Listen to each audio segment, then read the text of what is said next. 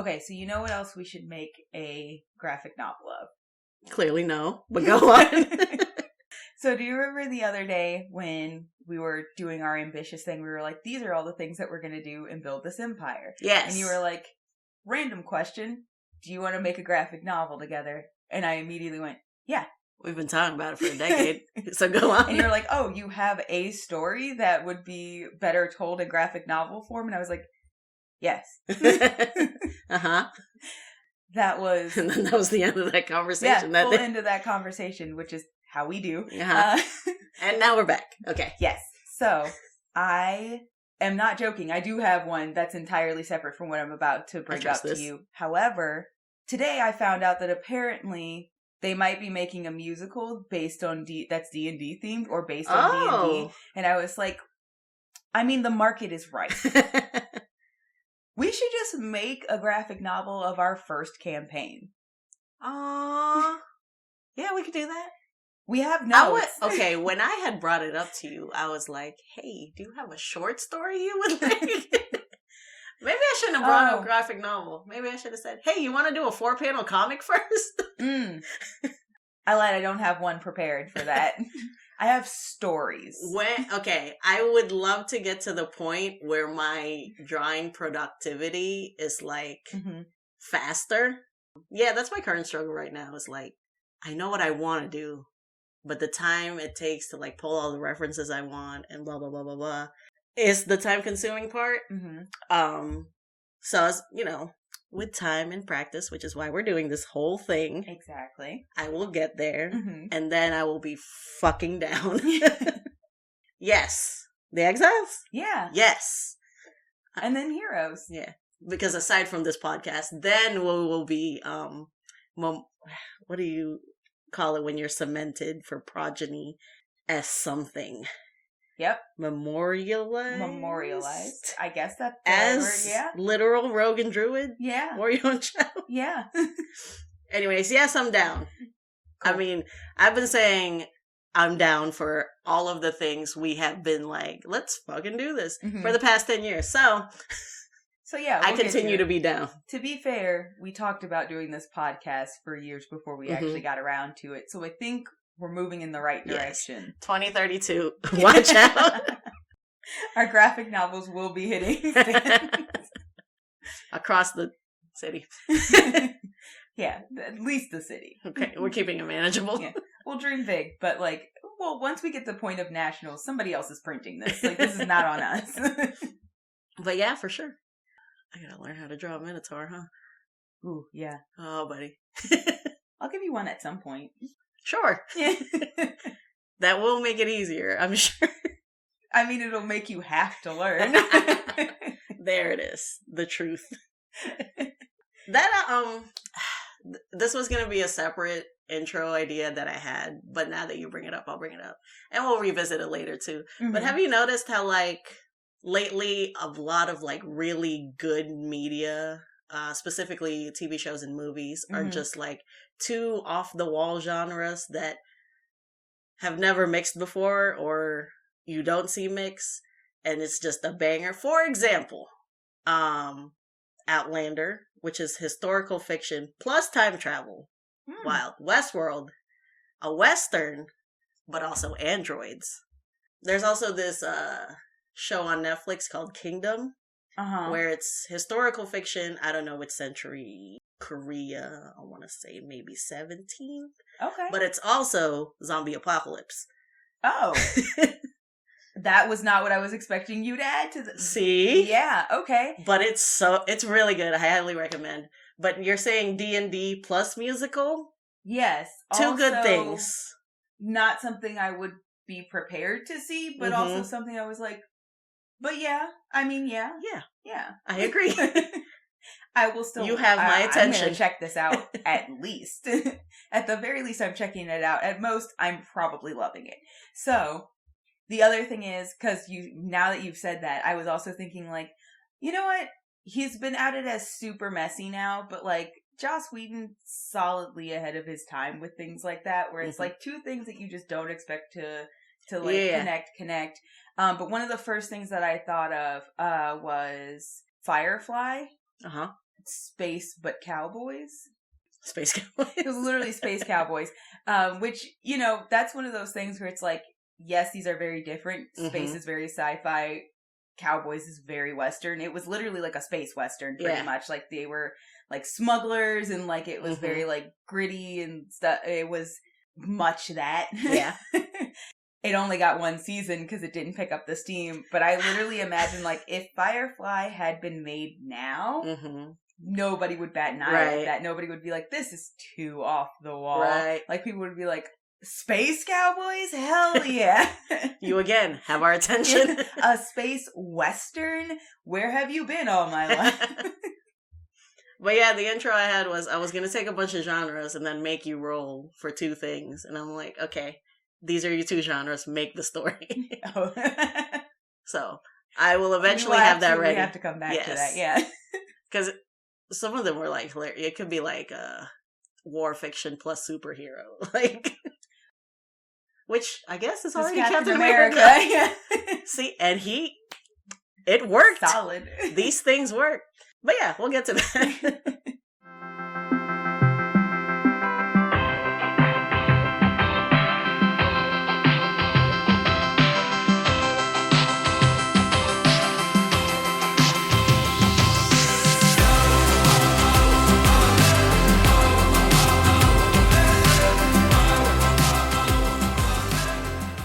Should we get into I was going to say, that's not at all why we were here. No. Why are we here?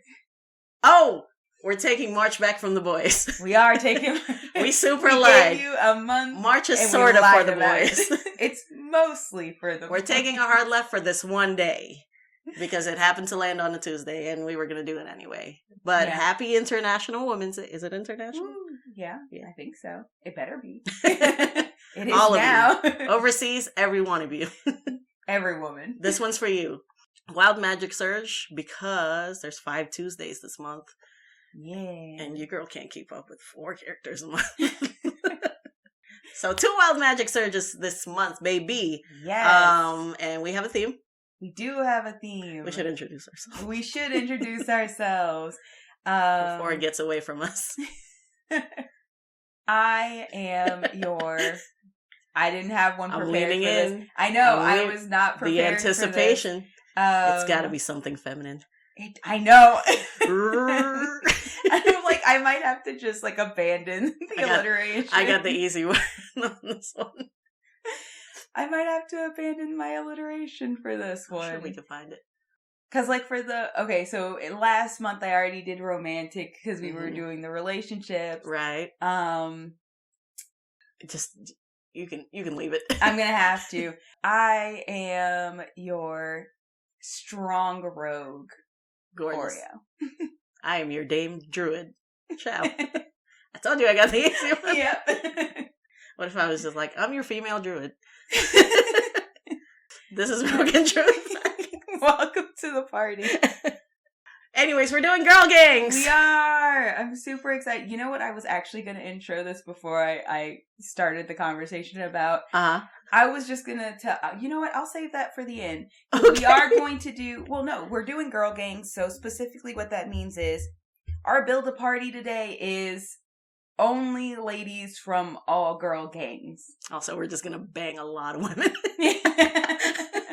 That's not what you meant by we're doing girl gangs. Yeah. We're doing Oreo. It's an all-female orgy. The lies. I was ready. But what I was originally going to do is I looked up a lot of movies that were like female-centric, mostly, if not all, female cast, or girl gangs in general. And I was going to list off some of the ones I didn't end up picking characters from. Oh, gotcha. But I'll save that for the end. Because the movies I have listed, I'm like, these are all still really great movies if you're looking for something girl-themed. Sure. I agree. Okay. I also wanted to bring up the moment we were like, hey, we should do girl gangs for Women Day. Mm-hmm. And immediately I was like, dibs on Buttercup. And you were like, fuck you. Fine. Dibs on Piper. Yeah, you really hurt me with that one. And then you were also very upset. But that's what I get. That's what I get for being aggro. Anyways, I did keep Buttercup. I did keep Do you want to start? Should we rock, paper, scissors it? That's going to sound terrible. Why? On this audio format? On this audio format, that's going to start terrible. Well, how does one choose? I will say audibly? We can go in order. You rolled up with Buttercup. You came in hot with Buttercup. I did come in hot. You can start us off. Incidentally, Buttercup was the hardest one to do. I had such a hard time. Because knee-jerk reaction was, well, she's a simic hybrid for her race because she's an experiment, right? Mm-hmm. But I really enjoyed that flying was inherent to her, which is not a thing in simic hybrid. Yep. I mean, you get the manta wing things where you can glide and kind of do a slow fall, but that wasn't enough for me. Yeah, it's not actually flying. So. And I didn't want to make her Aarakocra. Mm-hmm. But I did remember recently from our book review that fairy is now a race. It sure is. Which can have a size small or medium. Uh-huh. So I made her a small fairy so that she also has a flying speed. Awesome. And then I gave her the class Sun Soul Monk because that's the Kamehameha class. Yep. Yeah. And that when I went online and looked at all of her powers, she had the laser eyes, and she does a Kamehameha and all this energy blast range attacks. Also, monks are just such punchy boys, and that is she is such a punchy boy to the core. So after I got all that, it was pretty easy.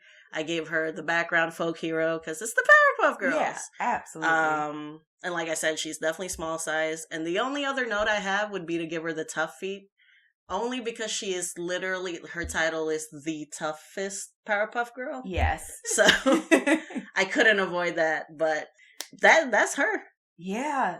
That's Plus, solid. I also love the idea of this tiny fairy, but just so aggressive and that is ready to fight. Yeah, when you see her first, everybody is just oh, cute little girl, and she's I will punch you. That is absolutely that energy, just weirdly aggressive tiny child. Yes. So yeah, that's why I love the idea of her being a fairy. I'm looking at my list now, and I'm did I even do a tank healer 2 DPS build? And I don't think I did. I mean, you don't have to. They'll be fine. You made a really tough monk, so she will probably end up being the tank. Yeah. And I have played Sun Soul Monk once before, and I just really enjoy. I gave her a very anime personality, very I think it was very naive Naruto type, which I really enjoyed. But the Sun Soul Monk is just a blast. Yeah, pun intended. It, yeah. But yeah, that's Buttercup. Easy peasy is after I got that race down. Yeah. No, I completely get that. And I think I inherently agree with you, because I would be well, you have to pick a flying race. Yes. You can't just give her flying as a spell. Yeah, for a second I was maybe I can just make her get somebody that can take flying. I considered Eldritch Knight, or there was a 4 Elements monk I think can learn flying, but nobody wants to play 4 Elements monk mechanically. Unfortunately, it's not great. No. The aesthetic is great, but yeah, it is kind of unfortunate. But yeah, also fly is just fly the spell versus having a creature who can fly is so limiting. Right. And considering literally in their intro, the Powerpuff Girls are flying in every single episode. Always levitating, unless they're at school. Right. And then the teacher's hey, feet on the ground. So no, that's a solid choice. I had to make it her regular state of being. It's fly.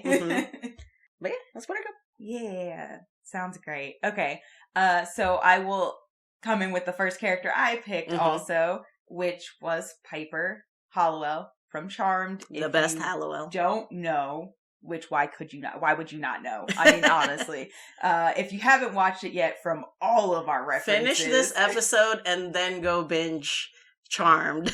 It's very good. The old series. Yes. And yes, she's not even arguably, she's the best. She's the best Halliwell. She's the best Halliwell. So, of course, that's why I stole her. Because I knew if I didn't pick her, I mean, you probably would. Shall we extrapolate why she's the best? Oh, man. Okay, so she makes good choices. She's the most reliable. She has the most consistent career, even. So she's the one most consistently bringing money into the house. She's was the one who took care of Gran. Yeah. She is stable. Right. And she has these emotional beats that are just like heart-wrenching because she's always trying to be like strong and put the burden on herself and deal with all these things. Honestly, also and best I have no idea story, what that feels like. Like between like all of them, absolutely solidly the best love story. Oh God, they're just so... Hold on. For anyone that doesn't know what Charmed is, it's a story of three sisters that have inherent magic that they figure out they have later on in life because they had their magic essentially blocked for their safety as children. And now they're in like, I think the story picks up late 20s, I suppose. Yeah, adulthood. Yeah. And so they're dealing with that and also the burden of like, they are also these prophesized beings where like they're a trio, and as a trio, they have the most powerful magic when they work together. So they have to also fight evil, but also like they're trying to have normal lives. And also they can't use magic for their own personal gain, or things go very bad. That's the phrase. Like they said it like every episode, you can't use it for personal gain. And every time somebody tries, usually not Piper, it always goes terribly wrong, and then everybody else has to clean up that person's mess. Yeah. So it's a really good story about, you know, family, sisterhood. Also, yeah, it is. They're just the girl power in that show, dripping, was so integral to my being. Yes. Plus, it had like cool fantasy things, and you know, just an 8-year-old just watching primetime TV. Mermaids. They touched on mermaids and sirens, shapeshifters, familiar. Like, oh my God, they really just the full gambit. Anyway, and specifically the reason it's called Charmed is because that prophesized trio is called the Charmed Ones. Right. So, like we said, if you've never seen it, highly recommend. It's very good.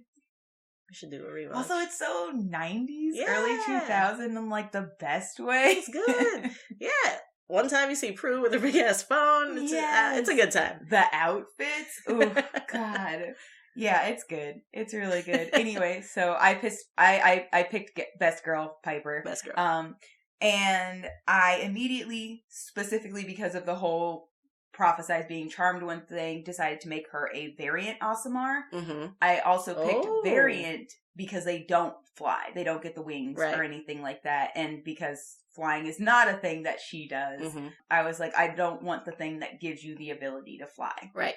But I did want that sort of like angelic, holier, like to match up with the charmed one aesthetic. But I wanted her to be able to look very human at the same time. So that's why we chose that. And I actually struggled a little bit on the class because of what she does. Part of me was like, I want to make her a sorcerer. Yeah.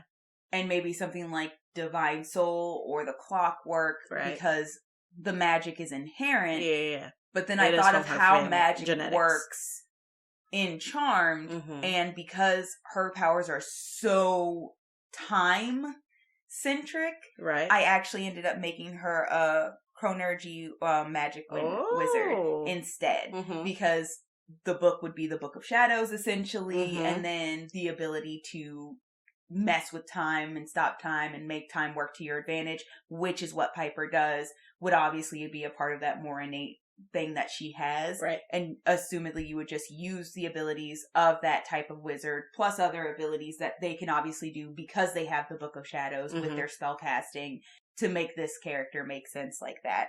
Because, oh man, I didn't realize how hard it would be to make the Charmed Ones as D&D characters. Because the magic's innate, so you immediately kind of want to make the character a sorcerer. That makes the most sense. I thought after you said that, I was like, oh, what, Warlock? Like, great old one? No, yeah. So, but because, and especially, I think it makes a lot more sense story-wise, because they are learning magic for a lot of the series. They are still learning, and they have to refer back to the book constantly, and a lot of the actual magic stuff they do, other than their little bit of innate magic, is Book of Shadows centered, and making potions and spells and stuff like that. So honestly, you could also multi-class her into an alchemy artificer because she does all the cooking and she makes a lot of the potions that they use and stuff like that throughout. But to keep the base theme of Piper, I just went full chronergy magic wizard. But I did also make her a clan crafter as part of a feat because obviously. And then also I gave her chef. Okay. Which also makes sense. And then I also gave her spell sniper. I love Piper. Because her range is wild. Yo. So I had to give spell sniper. When she froze the whole city? Dude. Bro. So I was like, I gotta give her the stuff that makes the best sense. So I was like, okay, clan crafter, that obviously adds that background is about being a chef and stuff like that for her specifically. So that also gives her the tools, the chef's tools and stuff. And then I gave her the feat chef because also once again, that goes back to like, she makes like potions for the group and things like that too. So that makes sense. And then like I said, Piper probably has the best range out of all of them. So absolutely spell sniper. Like she needs to be ridiculous. She has the best accuracy too. She does. Yes. She's really, really good at that actually. Once again, she's best the best girl. Best girl. We cannot stress this enough. But yeah, so that's how I decided to build her. Yeah. I would say I wouldn't be mad if somebody else built her and did do like the Clockworks or Sorcerer first or something like that, and then added in one of the other two. To me though, the Book of Shadows is so integral into who they are and so iconic. I was like, you can't leave out the Book of Shadows. We could consider like just first level being Sorcerer, being like, hey, magic's real. And you have it. You have magic. And then everything and else then get is good. Wizard, You have it. You just don't know what the hell you're doing with it. So you should probably learn. Study up, bud. But really, it's up to you. And, flavor goes a long way. Yeah, that's true. Best girl. Yep. That's truly the only conclusion we can attain from this. But yeah, in the show, her powers were time freeze and also blasting. Yes, she did blow up things, which is also why Wizard is so perfect, because wizards are iconic for fireballs. Yes. I did make that connection when you said it. You were like, oh, no, yeah. Literally time and blast. While I don't disagree with you picking Aasimar for her, I do also think her husband fits more the Aasimar if he's, but he could just be a straight up celestial. Yeah. Because we're not making him as a playable character. Technically, I think Leo would have to be based on the rules of what White Lighters are. They're almost like, they're not exactly angels, but they are very similar. Yeah. And I have to specify they're not exactly angels because there are in fact angels in Charmed as well. So angels and demons. So, but they're literally essentially like a lesser version. So if like angels were more like, I think planetars are technically, or solars are above. Yeah. And then underneath that is like planetars and, stuff like that. They would probably be that third level, like the lower level. And then there are literally dark lighters, which are the evil version of that, which would be some like lesser demon essentially. And then you'd have like other angels and things like that would also exist. What a power couple. No, right?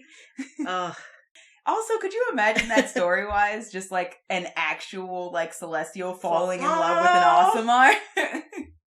Now I want to do a whole rewatch. Just go on the ride again. Oh, we know we should. Yeah, just pick it up from, like, after Prue dies. Cause I mean, if you're watching it for the first time, you should experience Prue. If you've seen it before. So you can savor page four. You know why you don't have to.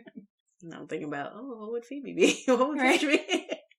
Oh no, we'll do this again. Yeah, Phoebe is way more martial. Oh yeah, because she does it. She has powers, but they're not super. She would probably have to be a monk, I think. But she has that levitate. Yeah, but I think a monk can can levitate. Stop. Yeah, no, we have divination wizard too, since they're both wizards. Yeah. Shit. Okay, no, we have to stop. Go next. Go. Okay. So yeah, after I got really aggressive and I was like, dibs on Buttercup, and you were like, hey, fuck you, dibs on Piper. I was like, hey, fuck you, dibs on Lucy Liu from Charlie's Angels. Yep. And then we stopped right there because we wanted to remain friends. We were trying to be nice. But yeah, I was very set on Lucy Liu's character from Charlie's Angels. one and Full Throttle from the early 2000s. The years, I don't remember. But her character's name is Alex Monday. And once again, if you haven't seen either of those Charlie's Angels, highly recommend. They're so good. Another integral part of our upbringing. Yeah. And our identifying as like strong women in our adulthood. But of course, Lucy Liu was my favorite because it's tribal to like people that look like you. She was also my favorite. Yeah. But in both of those movies, there's a little intro in Charlie's voice. If you don't know any premise of the Charlie's Angels, basically a very rich person has an agency of basically spies or agents or whatever that go and do roguish stuff for the greater good. They are all specifically women. They are all trios of women. Mm-hmm. And so Charlie in the beginning of the movies is like, there were once 3 little girls that grew up very different or something like that. And so it's like a small montage of like the 3 girls, and the ones for Alexis were like, she is in a chess competition, beating, I'm assuming, a champion. She is like an adult champion. Yeah. No, she's the adult, and she was like ruining this kid's life. And then she is like a gymnast, and like the coach that they cast was like an actual Olympic coach. She was doing like equestrianism. She a bunch of this stuff, and it gave the vibe of like she's very affluent and she is very cultured and trained from the beginning in these like higher class practices. And as much as I love using humans for these build-up parties, I started her out as a human, but then eventually I picked her to be a high elf. Yeah. Because that was the whole vibe. Of course, your parents are going to put you in like horseback riding and fencing and all this gymnastics and chess. That all felt very high elf to me. And then I gave her the background Sage. I thought it was named Scholar, but they're basically the same thing. There's Cloister Scholar. Oh, is that the one? Sage. And Cloister Scholar is obviously very specific, a little bit more of a religious undertone. Okay. There is Acolyte, which is the full religious, but Cloister Scholar is like this very secluded, probably in like a monastery or something like that type of scholarly background. Okay, Sage I'm glad I just picked Sage. Yeah, Sage is way more like any background, but you do a lot of study. Yeah. Because that's basically her whole background montage. Just a whole bunch of study. And then for the class, I definitely knew she was going to be a rogue. And then I had to read through every rogue. Yeah. And I settled on Inquisitive because that was the most private investigation. That makes perfect one. sense. Yeah. So the more I read it, I was like, this is perfect. And then I looked at Mastermind and I'm like, this is less perfect. Let's go back to Inquisitive. Yeah. This is the one. Obviously proficiency in investigation. She is a PI, technically. I also gave her the feat Fighting Initiate because as adept as she is also really good at martial arts. Yeah. So it's not like her full class, but like that's one of her specialties. So we're dipping a toe into martials. And then I also gave her the Observant feat. Mainly because in both movies, she notices that Drew Barrymore's character, Dylan, always has a crush on like bad guys, like evil guys. And she points it out and I'm like, yep, she is very observant. Yeah. But yeah, that's her. I just feel like I ran a marathon. There's so much to her. It's a lot, and it's honestly a little impossible to make just like one solid D&D character. But I agree with every choice you made. I think they make the most sense to try to encompass everything. Yeah. I also think mechanically, as Hubby DM says, rogues are broken. And I think with D&D, they've given a lot of weight to high elves just because the S3 of elves. So I think mechanically she is also broken, which makes sense because the character is broken. Yes, absolutely. I think literally by broken we mean overpowered. Rogue, Bard and Rogue are the only 2 classes I would have been able to accept. And that's purely because you can obviously flavor a bard to just be, like, they literally go to college. Like, they're very learned, and you have bards that are, like, specifically about this type of knowledge and things like that. Secrets probably would, or whispers probably would have given you the ability to, like, flavor a, you know, like, detective-y, like, ooh, I'm searching through your garbage, like, type of person. And they have that jack of all trades, which allows you to get half proficiency in literally everything. Which is kind of what she is. Rogue is literally the only other class that gives you, like, stupid amounts of proficiency, which is also what she absolutely needed. But she's also, like, the bomb diffuser and things like that, which is way more Rogue than it is Bard. Plus, also, for these build-up parties, I'm not super creative. When someone is non-magical, me translating them into a magical class, that's just me. Yeah. So I was just like, no, she's a rogue. That's the biggest thing, too. It's like, I could have accepted Bard. You solidly would have to flavor text a lot of stuff. Yes. But, like, she literally has no magic at all. So Rogue is really the class that makes the most sense, especially with the allowance of, oh, you get a ton of proficiency, which is really, you really do, what she needs. Yeah. Yeah. But I'm very confident in how I built her, and I honestly would love to play her. Yeah, it seems like a lot of fun. But also, Cameron Diaz's character, what's her name? Natalie, and like I said, Dylan, also very ripe to be D&D characters. Yeah. They would be a very fun trio to actually play. Yeah. Just have a girl gang movie marathon, honestly. Yeah. Because now I kind of want to watch Charlie's Angels. Right? Honestly, this is just making me want to watch all of these things. All right, you go next. I don't know. Is that also DPS? Rogues are DPS, right? Yeah. It's just an ass ton of DPS. We'll be fine. It's cool. The next character that I immediately thought of after we had stopped, fighting. Fighting for characters, was one who's near and dear to my heart, but I know you've never experienced this show, even though I highly recommend it, because this was another integral to my intro into anime, as well as my intro into strong females. I picked Sailor Mercury from Sailor Moon Pretty Guardian. Completely valid. Like I said, I am a fake weeb. So Sailor Mercury is my favorite Sailor Scout. Hands down. I love her. She is the nerd girl of the group. So she is a lot of intellect and she's not really like a hands-on aggressive. So like everybody else does a lot more like offensive attack.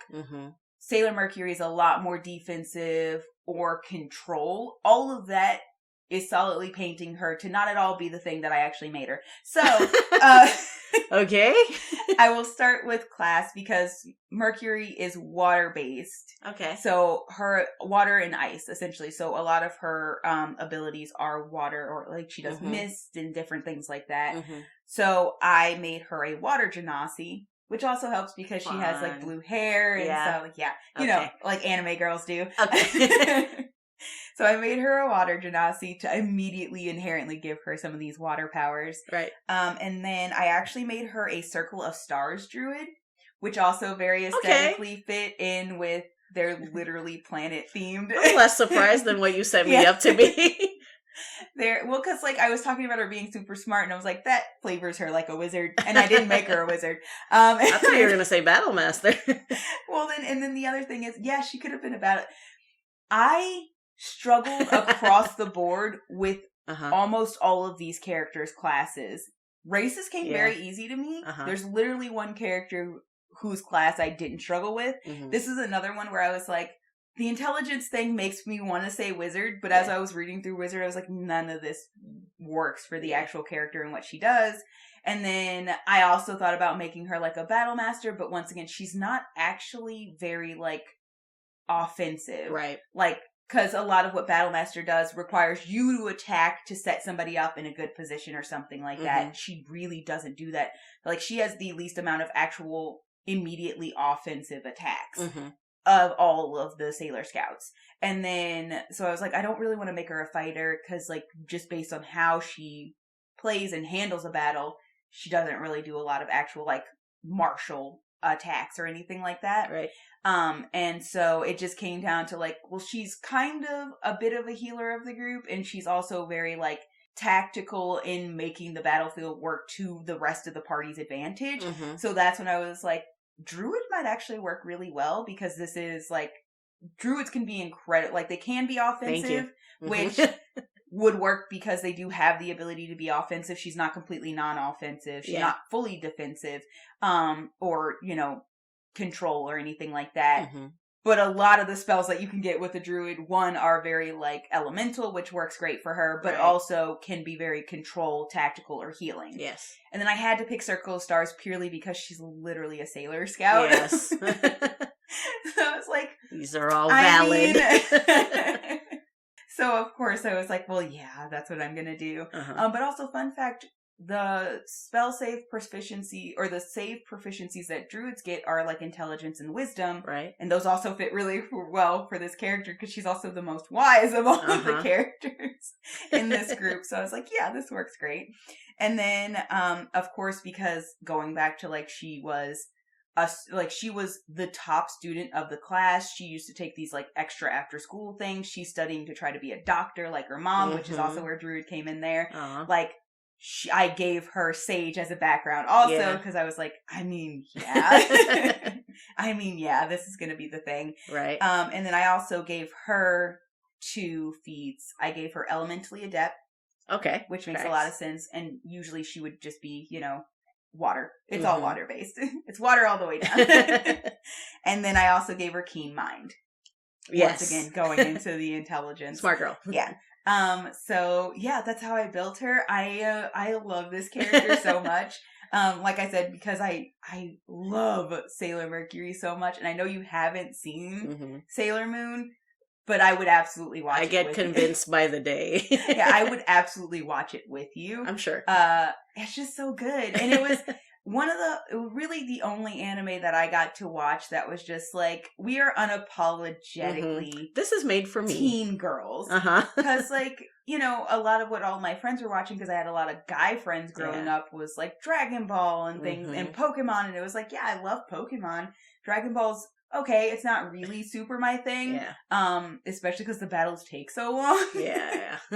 And like, Pokemon was giving me instant gratification. And Sailor Moon also does not play that game either. It's like, we're having a fight this episode. We're having a fight. But like, yeah, like, their like magical girl transformation is like, their nails get colored during their like, they're like, here's a cute skirt and some hair accessories and your nails got done and you're in cute shoes, like, fully unapologetically the girliest shit. And they're so strong and so epic. Right. And also the nice thing about it is they run the gambit. Like, Usagi, who's Sailor Moon, is such a crybaby. Like, she's lazy, she's whiny, she's always she's not good at school. Like, she like is constantly getting fussed at by her mom and the teachers. Her brother makes fun of her for failing and stuff like that. Like, she has no impulse control, so she never has money. She plays video games all the time instead of studying like she's supposed to. Like, is she me? Solidly just like absolute opposite. And the very next Sailor Scout you get is Mercury, who's Amy, and she's like the top of the class, very shy and quiet. She literally wears glasses she doesn't even need, because they help like hide her and like make her. A lot of people like accused her of being like standoffish because she was just really shy and uncomfortable in like groups and stuff like that. You have one who's a shrine maiden. You have like Jupiter is like incredibly tough and like boisterous, and like the group is just like, you can find a scout that you vibe with. Yeah.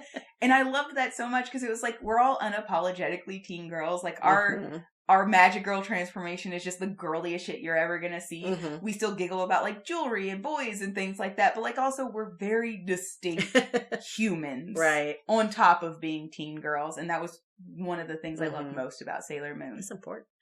Yeah. I think you and me both have a hard time when something is so precious to us that we have to like put it into this other box. Going back to how you were having a hard time picking a class. But because, like, we know so much about it, we want to include everything we know about it. We have to, like, which is why it gets hard. You're like, you're not, okay, you're not going to get everything a magical girl can do in D&D. Like, you're just not. And you have to be okay with that. So pick the most important things and roll with that. And that's literally what I had to do for Piper, which is why I was like, if I started... Because the reason I just went fuck it full wizard is because I was like, if I start going into multi-class, I'm going to make her a sorcerer and a wizard and an artificer. And that's just not, like, realistic for a D&D character build. I mean, depends. How far are we getting in the campaign? The dream. Yeah. A nice 1 through 20. Ooh. But anyways, love her. Of course, I'm convinced. And thank you for coming to my TED Talk about Sailor Moon. I don't think that was your entire TED Talk. It wasn't, but I decided to I felt like stop that there. was the condensed version. I mean, if you want the full TED Talk. Join us on our new podcast, Sailor Rogue and Druid. That would be a fun podcast if we just did an episode, because I've never seen, and you've seen all. Yeah. Oh, and I can show you some other rad, female things from like Card Captor Sakura. Have you seen that? No. We're going to do a side podcast where we just TED Talk each other about things that we love. That's valid.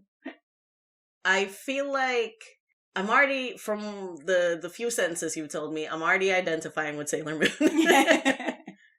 Other than she's not good at school. I was pretty good at school. But everything else, the lazy, the impulse control, wanting to play video games, totally me. I did also hear, and I don't know the official, if there's 2 sailors that are I know coded exactly romantic. No, I absolutely know who you're talking about. And I don't know. Every Sailor Moon fan knows exactly who you're talking about. I'm so sure. My question is, did they censor that for America, and they're in the actual, like, original anime they are together, or it's just coded throughout all versions? I don't know. For me personally, it wasn't even coded. Like, I literally did not remember that Xena and Gabriella had never actually openly announced themselves into a relationship. And I think I am lucky enough that I literally was just like, I mean, I thought this was obvious. I didn't realize this was a thing we weren't allowed to say. Right. I didn't know a lesbian relationship was quote unquote naughty. I spent my life in, like, a love is love mentality, so... Side note, Xena, also a great D&D character. Oh, oof, yeah. Come on. I thought about it, and I was like, oh, man. Rein it in. Okay. I get 4. Calm down. But yeah, so, like, I literally didn't remember until I was watching somebody else's YouTube video where they're, like, coded, and I was like, they didn't openly say they were in a... Why do I remember them? I'm pretty sure, though. I swear they were just, like, together, right? And it was like, no, like, I mean, basically, but, like, they never openly said that. I don't think they ever even kissed. In my mind, I was like, I kind of just assumed. Like, I just thought everybody knew this was a relationship, I guess. I don't know, but my brain... Of course they apparently did. Just, like, was like, yeah, those are lesbians. Like, this is a lesbian relationship. Same thing. Same thing with Sailor Moon, where I was like... And who are the 2 sailors? So the sailors are Neptune and Uranus. And they're the ones, I'm sure you've seen pictures, the short blonde hair, and then the wavy, like, teal hair. Okay. Yeah. And they are solidly just, like literally, like... Neptune is incredibly girly. Uranus is very, like, she wears suits, for crying out loud. Oh, I think she's my favorite already. And, like, they're always together. They showed up for the first time together. I was going to say something, but you haven't watched the show, so I'm not going to say the thing. But, like, it was, in my mind, I was like, they're together, right? And nobody was countering that, because pretty much everybody was like, these are lesbians. This is a relationship. Man. So, like, I don't know. I don't recall, and now I'm like, because I did start rewatching the show. Yeah. Because Hulu has the original show, and then they also have Crystal, which is that it's basically Full Metal Alchemist Brotherhood, where they condensed it, and so you don't get a lot of the filler episodes. I would absolutely say if you're watching it for the first time, watch the original run through, and then if you want to check out like the speed version of it, you can watch Crystal. But, like, I love the filler episodes. They give so much more to the characters. Right. So, but I have to get to the point where they show up, because they don't show up right at the beginning. Okay. For me to remember if they ever actually say, or if it's just coded that way. I think Uranus will be my favorite. It's already my favorite planet outside of that anime. Yeah. Huh. 2 fun facts for you. The Frieza fight in Dragon Ball Z took so long because the anime caught up to the original manga. Oh, really? And then they were like, all right, we gotta fucking bullshit until, I forget his name, but the original creator of Dragon Ball Z finishes, tells us what's up. So that's why specifically that arc took so long. Hilarious. And I think the difference, correct me if I'm wrong, but don't, because I can't handle criticism. But I think the difference between Full Metal, regular, and Brotherhood is like... Brotherhood is also more accurate. Brotherhood was sort of the same thing, where Full Metal regular kept going. Yeah. No, it's not even sort of. It literally is. Full Metal Alchemist caught up to where the story, like the full, like with filler episodes, caught up to where the story was. And then instead of bullshitting until they got answers, they just went, we figure this is how this is going to go down, and finished the anime. It was absolutely off the rails and not at all where the actual manga was going. So once they found out, they were like, oof, how about we do a redo? And so they came out with do it again until you get it right. Literally, I think like one of the, like, if not the only that has ever been like, we know how it's supposed to end now, so we're going to try this. You didn't deserve this, we're going to fix Run it back. And so they literally came out with Brotherhood. They cut a lot of the filler, and then they gave us the actual manga ending instead. And so it's like, up to a certain point, the story is basically the same thing minus the filler, and then you hit that point where you're like, oh, this is where you had no idea what you were doing. And then it's like entirely different shows. I don't know if I can.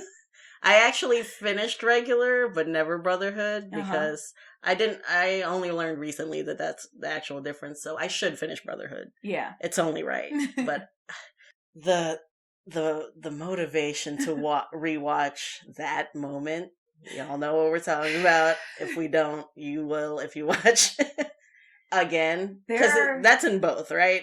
Yeah. It's a big... You guys didn't see. She did a solemn nod. It's a big moment. It's in both. So yeah, having to live through that again is part of the deal of watching Brotherhood through. So yep. That's kind of why I haven't done it. That's fair. Thank you. I believe I started regular and then watched through Brotherhood. So like there are parts where I'm like, I remember there being more information about this person or this town or something like that. And it's because I started Full Metal Alchemist, and then I had a friend just take me through Brotherhood. So the two memories are very wonky. Oh, they kind of zippered. With each other. And part of me wants to watch Full Metal Alchemist because I don't know how it ended. Like, I don't know what the off-the-rails ending is. Okay. But I'm a psycho, and I'm very curious about, like, how wild it got. So I really want to know, so I think I'm still going to watch it. But, like, the good thing about... There are two scenes that I don't want to have to experience again. Right. One is that scene. And the other is just, like, a character death that... hurts a lot. We should stop talking. But yeah, so now I'm just like, but like you have to experience the whole thing, so like I would have to, but I don't want to. So here we are. Sensible listeners are screaming at the speaker like, no, you don't have to. But this is us. Yep. And we do have to. And you should know by now we're not sensible. But also, we have veered very, very far from the girls. Yeah, no, continue. All right, we gotta go back to the girls. One of my favorite girl gangs. Mm-hmm. I had to go. Crystal Gems from Steven Universe. Like Powerpuff Girls and Charlie's Angels were very much a part of my childhood. Identifying about strong female characters. Steven Universe came into my life, I want to say mid to late 20s, but had as much impact as Buttercup and Alex and the Hallowells. Especially with the new like LGBTQ facet to it. Yeah.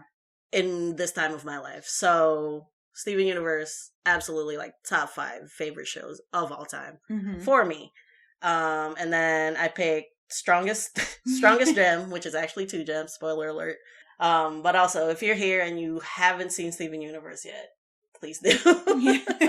This is just like a whole list we're giving you. You have homework, party. I have more than the 4 girls I picked. But I picked Garnet, who is my favorite crystal gem. Specifically, my favorite crystal gem is Ruby, but we will settle for Garnet. Because Garnet is half Ruby. I forgot what the name of the race was, but they were crystal people, and when Hubby DM was here, he was talking about it. Oh, yeah, Shardmine? Yeah, just because they're very crystalline, but there's no 5e version, and even if there was, I don't think any of the mechanics is really, like, crystal jammy. Yeah. So I went Earth Genasi, which was the sensible choice. Solid. And, just flavor her very crystally. I mean, yeah, you can literally do that. That's a part of, like, the description of Earth Genasi, so that's great. So the race was super easy. Also, Garnet was very easy for me. Maybe because I had seen it in passing, a little bit of interpretations of her as a D&D character. But for me, I picked multi-class, obviously. Divination Wizard from the Sapphire side. And then Open Hand Monk from the Ruby side. No, that's perfect. Yeah. But instead of an actual open hand, like, flavor gauntlets in there because her big thing is her gauntlets. Yeah. Or, bribe your DM. As we do. I gave her the background soldier, because clearly Ruby was a soldier. Garnet is a gem fusion of Ruby and Sapphire. Right. Again, spoilers. And Ruby, undeniably a soldier. But also Sapphire was called upon by a diamond to, like, tell them the future. And I think the gems themselves as a race are very militaristic. So I think they are. Everyone is a soldier, even if they're not on like some level that does something on the specific. field. Yeah. So soldier made sense for both Ruby and Sapphire after I thought about it for a little bit. So that was the race, the class, and the background, right?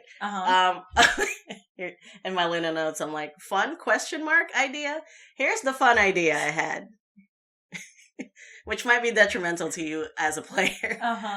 But you know how Steven Universe episodes came out so sporadically and we waited so long for, like, a burst of 4 episodes here and there. But it was always so gratifying and delicious. And, the idea I had was, because she is a gem fusion and a multi-class of both monk and wizard, only level both classes up every other level so that they are leveling at the same pace. In reflection to the anticipation and wait that we as a fandom experience waiting on the episodes of Steven Universe. So literally taking 1 and then 1 and then 1 and then 1? Huh? No, okay. Say your DM says, we're leveling up today. The rest of the party does. And then you wait for the next time that occurs again. And you level up both wizard and monk. If you can wait to level until you get the second level. And then take 1 in both. Yes. Wild. That's why I said fun ? Idea. Because I don't know how much fun you'd have, but being lower than everybody. I think it's very reflective of the experience. It is very reflective of both the experience as somebody who was watching Steven Universe as it came out, and also technically how Garnet works. Because they don't get stronger separately. Correct. That would be a lot to finagle with your... I don't know if that would be such a detriment to you if you're enjoying that. Yeah. Because, like, some people this is why we make characters with legs. Like, people like characters that have issues and like have a struggle and have a detriment. Like we were talking about a character who just doesn't know common. Yeah. Having to suss a way through that. It'd be so fun. I think it would be a great time. Yeah, but I think that would be more so a bit difficult for your DM than it would be, like, you would just have to wait. Like, yeah, it would be a little, like, heavy on the party for a little bit. But yeah, you would have to be really open with your table and your DM about this. I do also think the good thing about both monk and wizard is they're actually very strong classes. So even if you're a little behind the party, it just means you're not getting something extra. But what you can do theoretically is still quite a lot, especially as a divination wizard. That dice is important. Yeah. Yes, like that is very strong. Yes. So I still think you would actually probably be not nearly the hindrance that you would assume you'd be.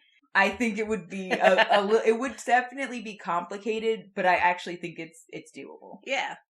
What was I going to say? Oh, and also, like, I personally am not opposed to the idea of having slightly different levels in the party mix. If that's what the story is saying. Like, sometimes a character will just be like, I need a break for a year, and then the rest of the party continues adventuring, and then I don't know, you come back and you're level 8 and they're level 10, and that's just how the story went. Like, or if somebody's having like a big character moment and then they level up and the rest of the party is still at one behind. Like, if it makes sense, I'm into it. Yeah.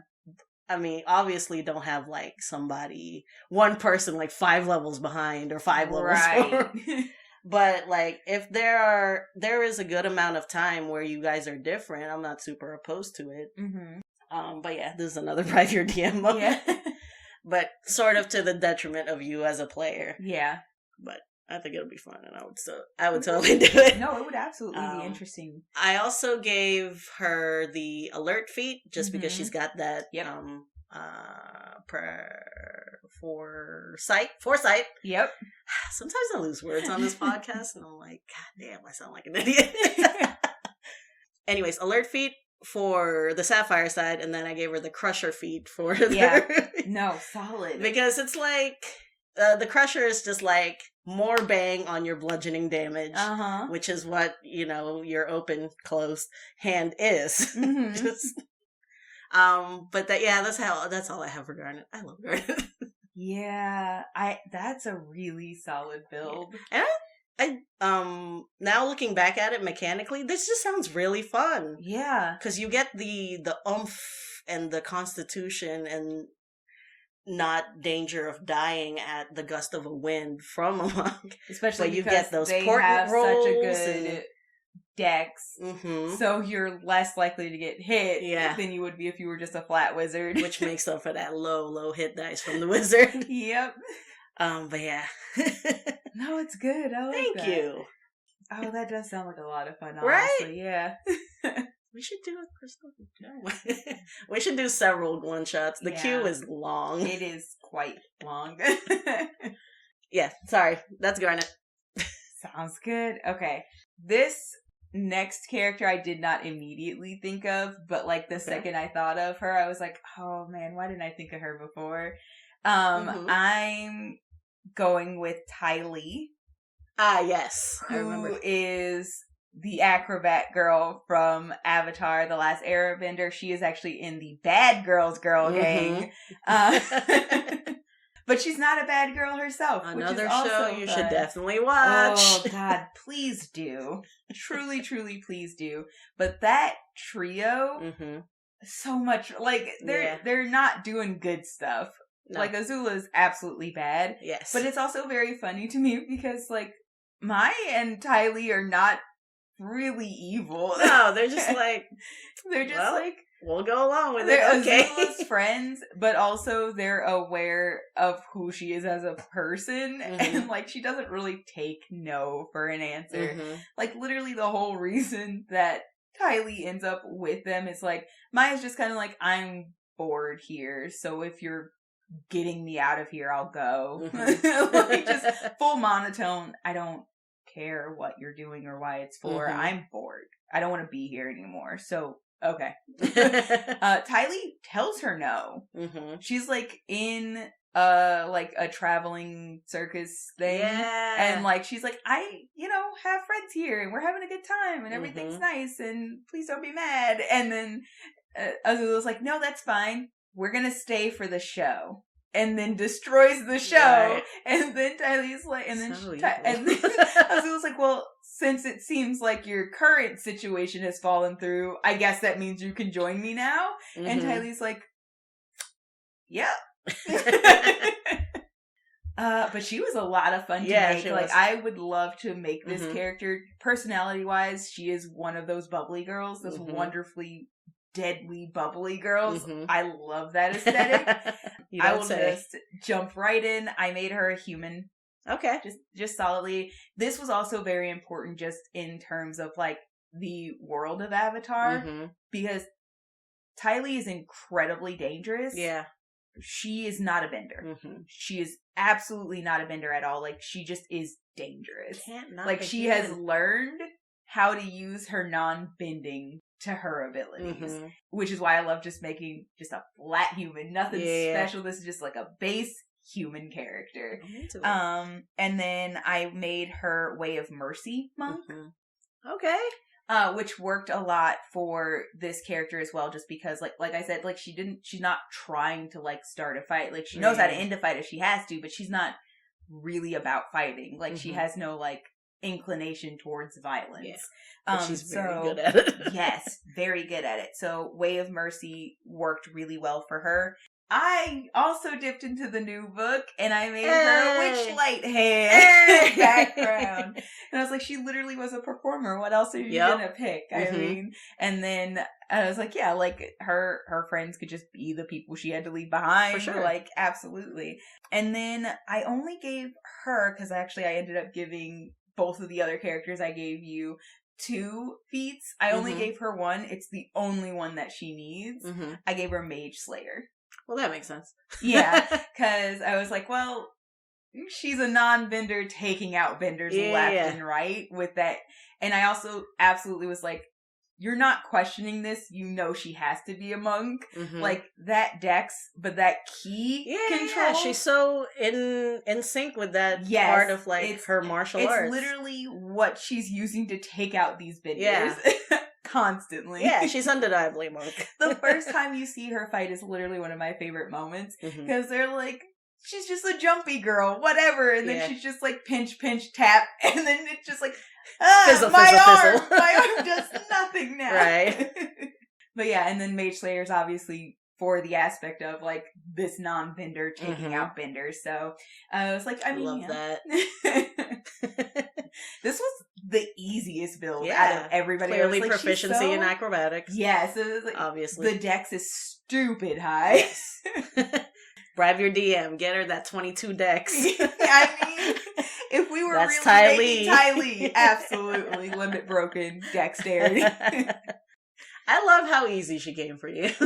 I was just like, man, I don't know why I didn't think of this sooner. Right. She's so clear as a D&D character. Well, because it's like, when you think Avatar, like, the main cast isn't Girl Gang, but there's the Girl Gang in there. There's also the Kyoshi Warriors. There's a lot of Girl Gangs in there. Absolutely considered the Kyoshi Warriors. And I was like, oh, man.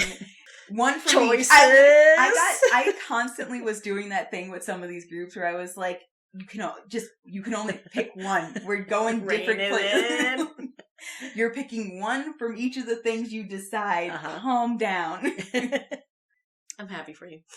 But I do love the idea of like, fuck you, magic people. Here I am. It's like you're doing magic and it's like, nope, I just know your body well. Because that was one of the things that I loved the most. People were like, what kind of magic is she doing? And she's like, I'm not. I don't know magic. But yeah. Watching Tylee, it's like, God, I want to love her, but I'm so worried she's evil. But, that last part, spoilers ahead. Which again, go watch Avatar, please. I beg of you. It'll be good for you. But yeah, at the end when she finally her morality shines through and everything, it's just cathartic. I think that girl group is such a good example of like a complicated, toxic female friendship. Yeah. Because it's like, they obviously know each other and have known each other for years and grew up together and they're holding on to this.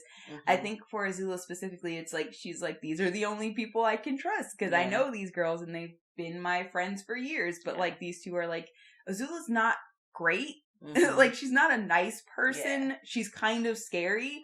That's why Ty Lee's reaction was, please don't be mad at me saying no, but I would like to do this thing that I actually love doing instead of doing the things you keep asking me to do. Yeah. And then she watched Azula like tear it apart and it was like, so is that a yes now? And she's like, well, it is now. Like, I don't feel like I have a choice anymore. It's a very good example of that toxic relationship. And it's like that commitment and that connection to being like, well, part of me is like, I'm scared of how you'll react if I tell you no. And then the other part of that is like, you should still be my friend because we've known each other for so long. And I'm hoping maybe the good things I saw in you at one point are still there. Right. And then like you get to a point where you're just like, which is another aspect of toxic relationships. Yes. Like, I liked you for a reason before. I know there was at least something good about you before. And then finally hitting the point where you're like, I can't keep bending my morals and my happiness for the person you might become again and the person you were, because that person is not who you are now. So it is such a cathartic moment to see the moment when Maya's like, fuck this. And then also Ty Lee just being like, I can't let you keep doing it. Like, I can't keep doing this with you. Like, I'm not happy. Right. I'm a happy person. You don't make me happy. And I think it's very just so showing of like the world building they built, because this girl gang is a product of the society they lived in. Yeah. Because they were all upper echelon, all children of nobles or whatever, in this very hierarchic, classist society. Yes. So they were kind of pushed into friendship, which is how they started, I suppose. Yeah. Yeah. But it was very cathartic at the end there. Chef's kiss with the pinch, and then just leaving us. Yeah. It was what truly, like, the thing is, Ty Lee is one of the baddest bitches in the Avatar universe, which is saying something. Truly one of the so many bad bitches. Yeah, like the list of bad bitches in Avatar, ridiculous. Like, y'all didn't need to go that hard. They did that for us. And also one of the strongest characters, which is also wild because she's not at all a bender. In a world where people literally control elements, this girl is taking them out left and right with none of that. And she just, like, she's one of those side characters who's a side character, but like the depth and power of this side character is stupid. It's so... What a masterpiece. I know, right? The show is a masterpiece. I do also think it's very telling that, like, Azula surrounded herself with non-benders. Yeah. Like, that was her girl gang. It was her, the only bender, and then 2 non-benders who were just top-notch at what they did. Right. I've never thought about that before, but yeah that tracks. So good. But yeah, I think on my second watch through, that's really why Sokka grew on me a lot that second time, because of how he really shined as time went on as a non-bender and just as a leader. Ooh, the character growth on these side characters is stupid.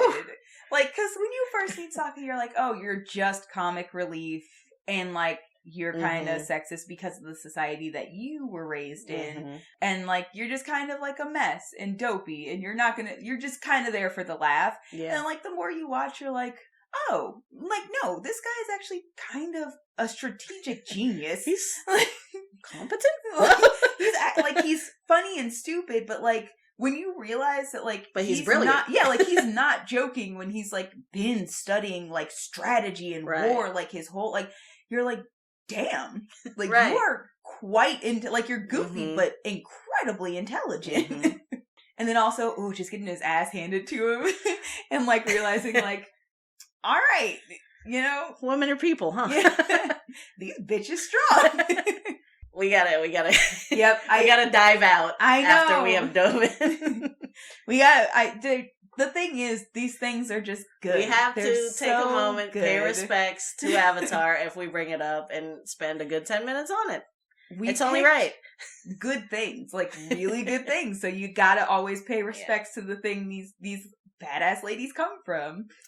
All right, are you good? Yeah. All right, I will move on to my last character, which I guess I sort of did these in like chronological order of how they came into my life. Because then I did Powerpuff Girls, then Charlie's Angels, then Steven Universe, and now I'm doing Lumberjanes, mm-hmm. which is comic books, and well, the ones I have are graphic novels because it's like every 4 issues they turn them into novels. Mm-hmm. Did you finish that first one? I did finish the first one. I bought the second one, which I did not finish yet. I'm gonna borrow the first one. Absolutely.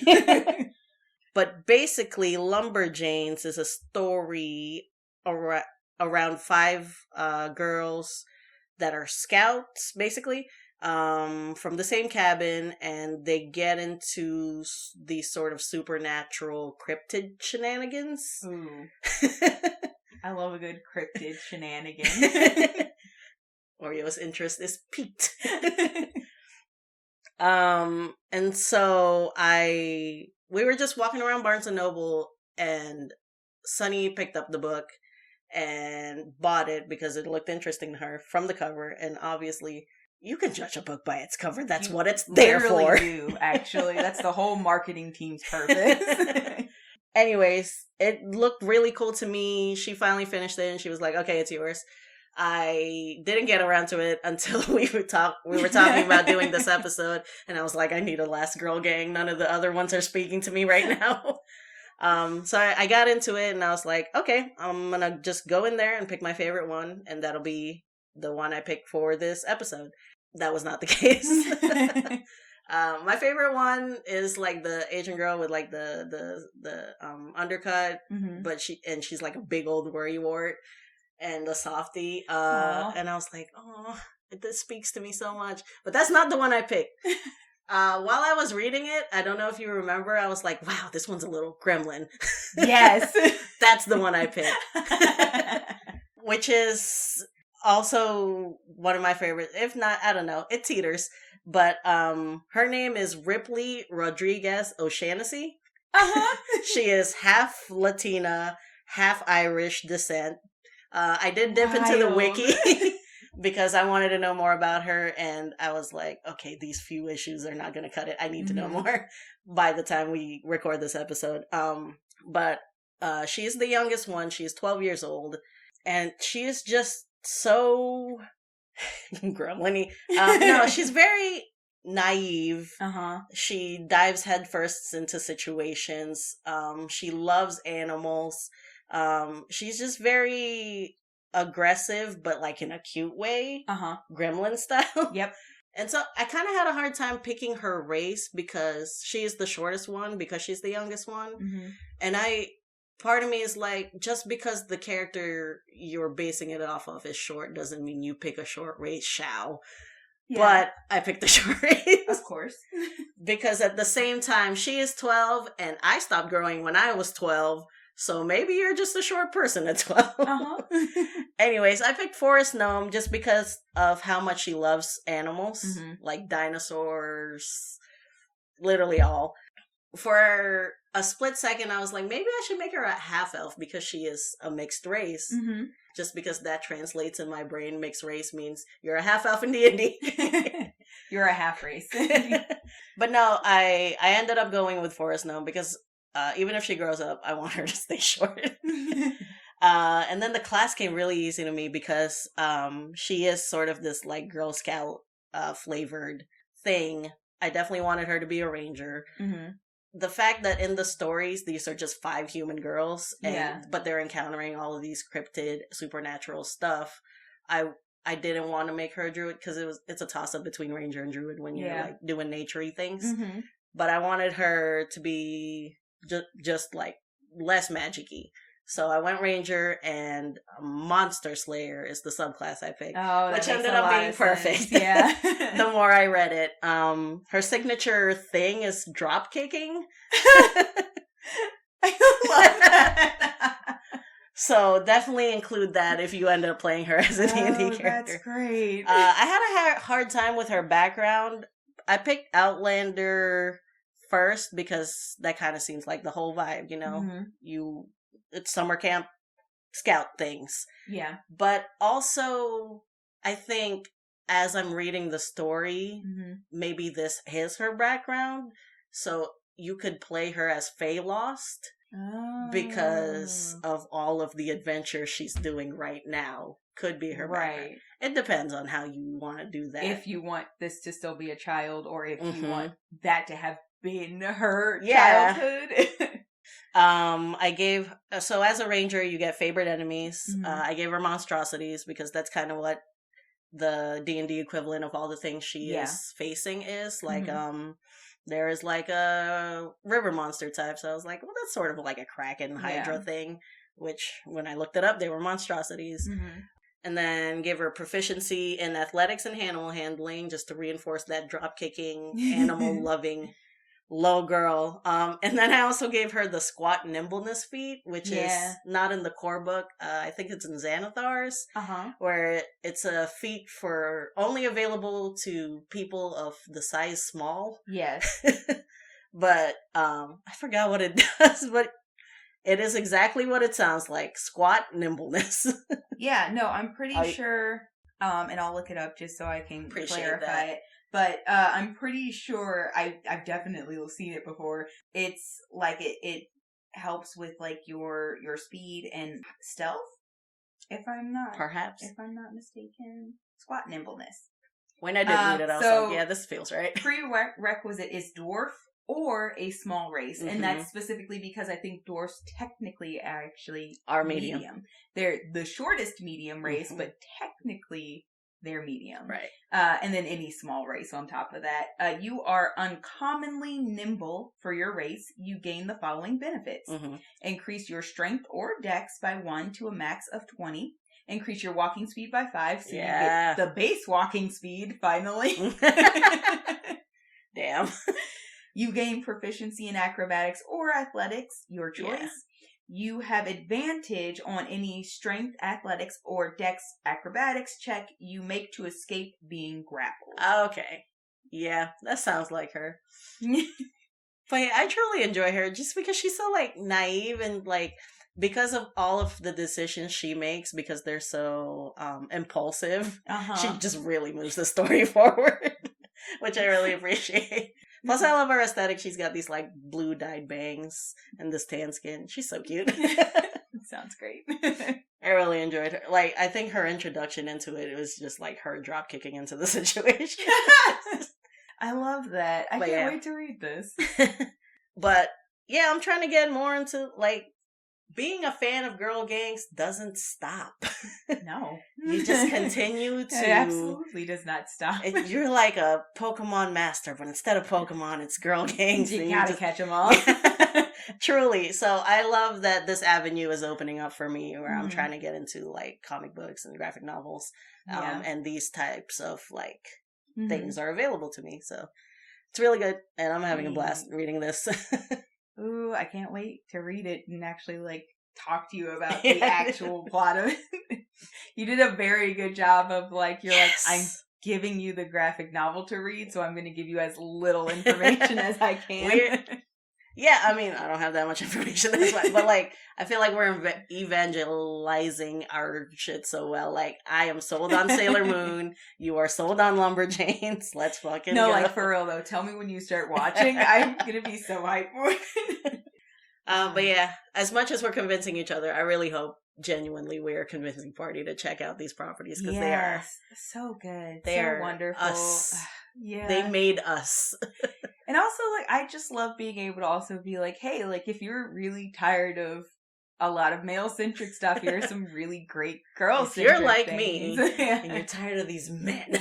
The only one we have presented that is still technically male-centric, because the main character is still male, is Avatar. But I would truly say Avatar is so much not about Aang as much as it is about Aang. They handle everything well. Yes. Women, all ages well. Like, it's... Yeah. We're going back, okay, and anyway. we cannot afford to go back. My last character, we're going to power through to the finish line. My last character is actually something we've both watched before, again. And it is, I actually struggled with this last character a lot, because like the first two, obviously, were like boom boom, like these are definitely two. I'm not doing a girl gang without these two characters. I feel that. And then, like I said, Ty Lee came very quickly after that. I just remembered Steven Universe is like the main character is a person that identifies as male, but yeah, it's a very feminine centric like show.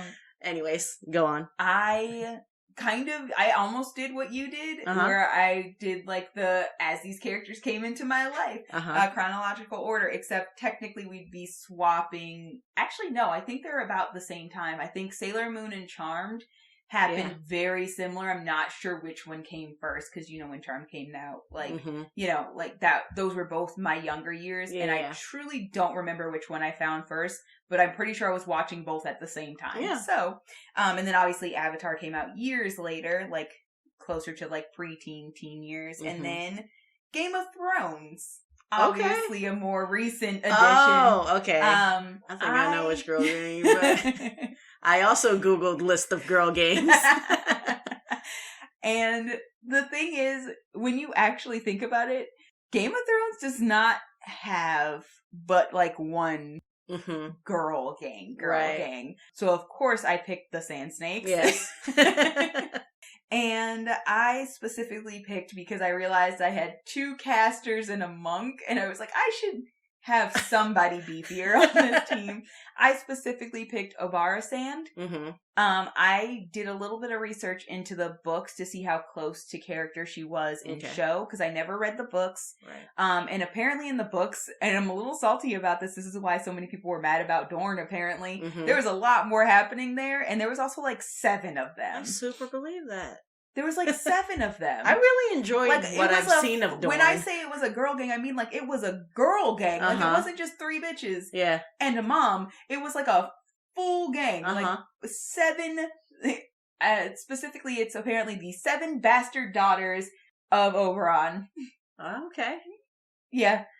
His kid, he literally just the fucking show took this from us. He gave us a girl gang of his daughters. Like, he was like, hey, yo, you rolling with me? Which is wild and amazing. And I loved, like, the energy of that is awesome, honestly. But Obara specifically is the oldest of all of his daughters. She is also the toughest, like, strongest, sturdiest. I made her a Goliath because she is literally described in book as being like tall and buff. Like she is much less feminine, a bit more androgynous, kind of like how they describe Brienne of Tarth.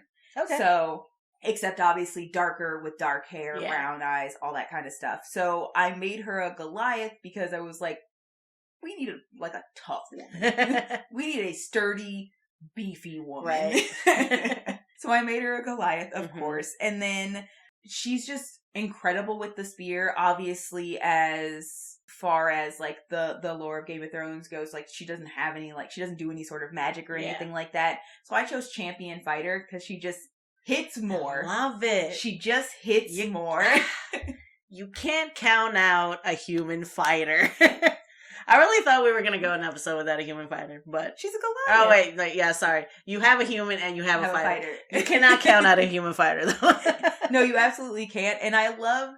Like, I was like, she's just simple. Like, her whole thing is just, like, she dresses more masculine. Right. She likes the spear. Even when her sisters are, like, rolling around in, like, nice, pretty travel clothes, she's like, fuck this in my leathers. Like, I'm ready for a fight all day, every day, bruh.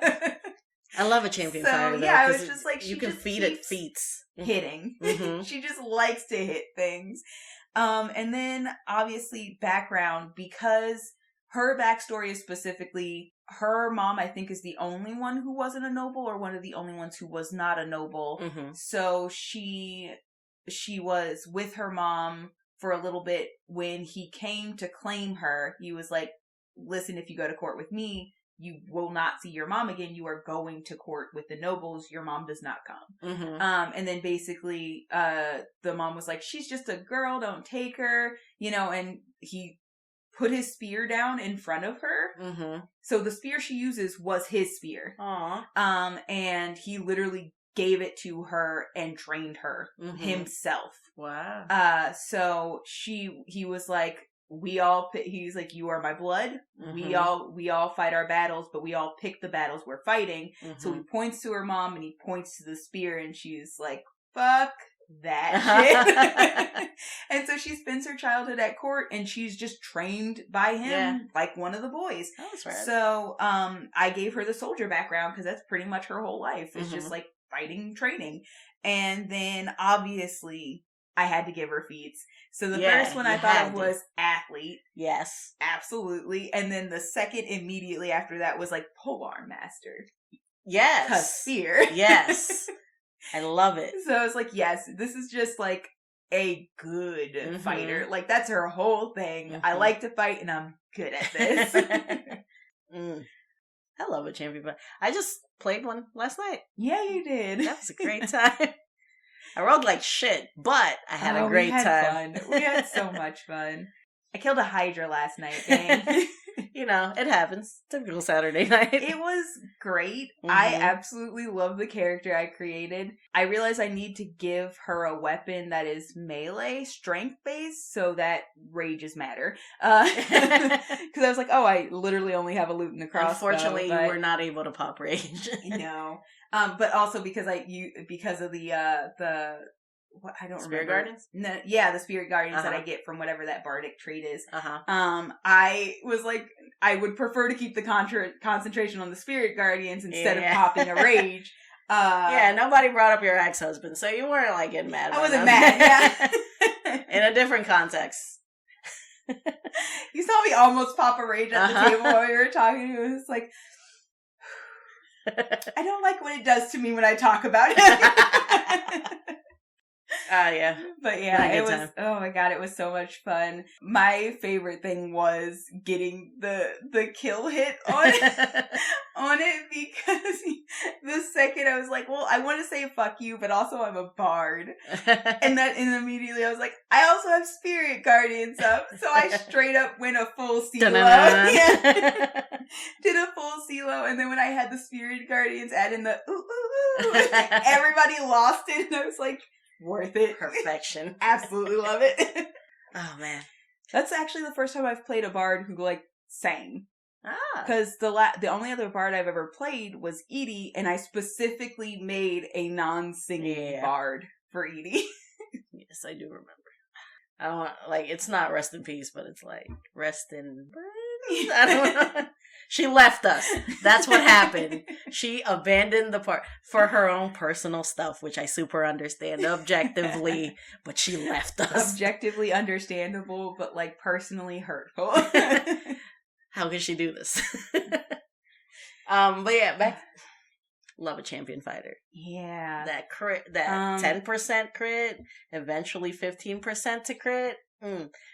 Yeah, I think the thing is, the more I thought about it, the more I'm like, I almost feel like I'm just picking this character out of obligation, because I was like, I really need a beefy character. But also, the big thing about that is, like, there's apparently so much more personality and information about the sand snakes in the books that just, like, and the more I thought about it, I was like, they were cool to watch when they worked, but, like, as far as, like, actual conversation and things like that go, like, yeah, there wasn't a lot given to us for these characters, which sucked. So part of me is just, like, I'm almost like, now that I've read up a bit more about how they actually worked in the book and things like that, like, I was like, I'm kind of disappointed. I'm definitely disappointed. I was like, they were talented, but yeah, like, overall, when you really think about it, they were very ineffectual to, like, the grand scheme of anything that happened in Game of Thrones, which is upsetting because they're also, once again, pretty much the only actual girl gang we got in all of Game of Thrones.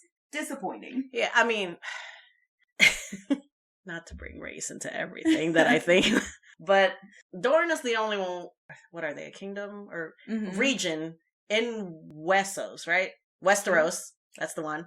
I don't know if Dorne is in Westeros. I think they count.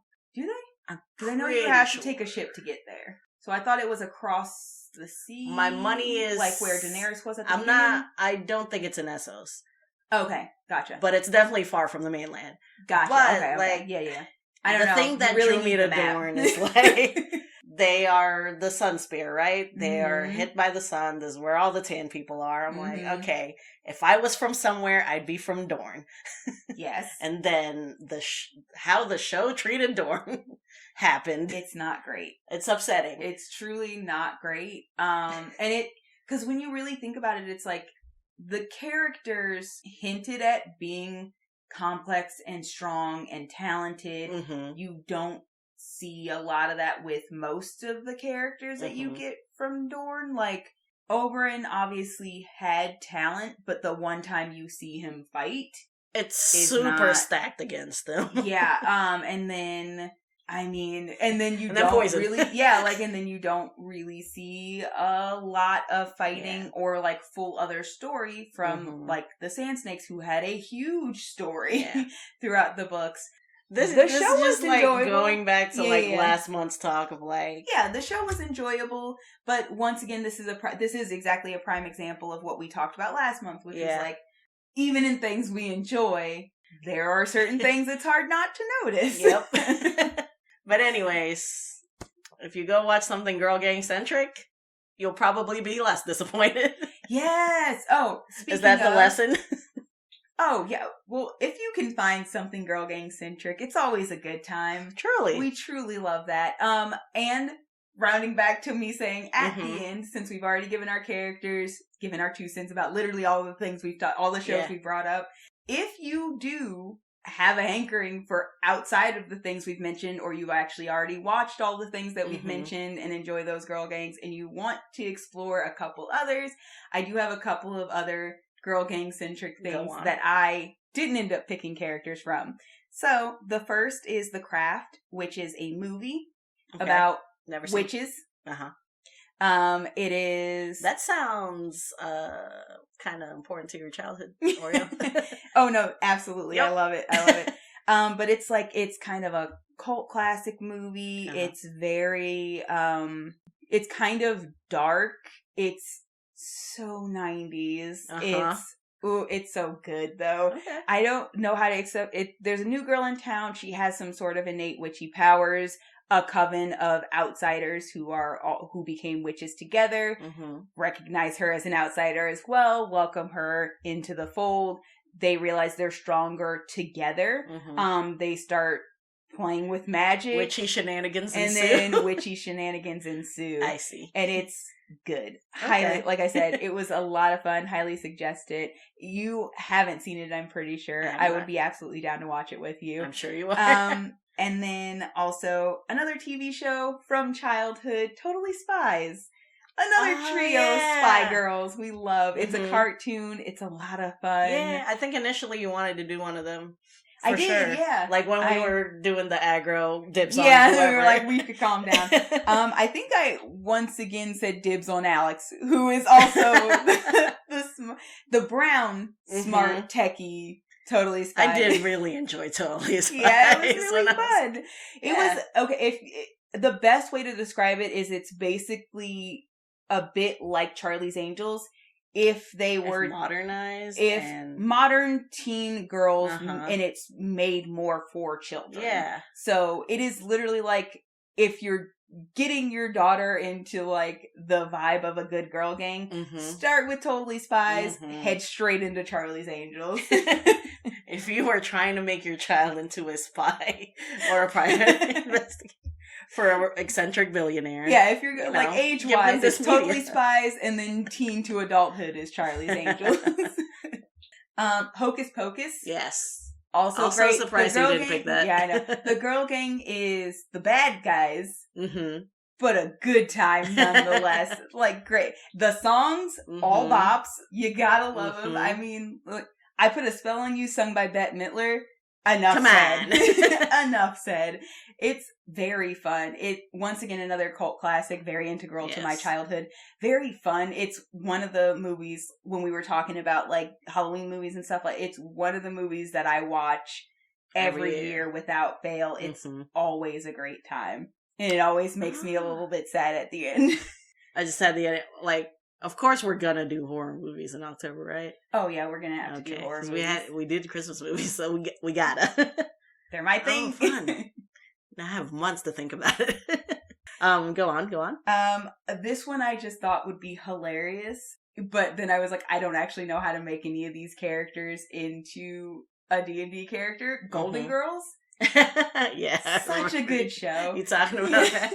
It is a lot of fun. It's great. Sadly, all of the main cast has passed at this point. But it is on Hulu, the entire show. So if you want to watch it and you have Hulu, great place to find it. But Golden Girls is just, it's a great show because it's an older girl group. And like, they're dealing with like, their children are out of the house. Right.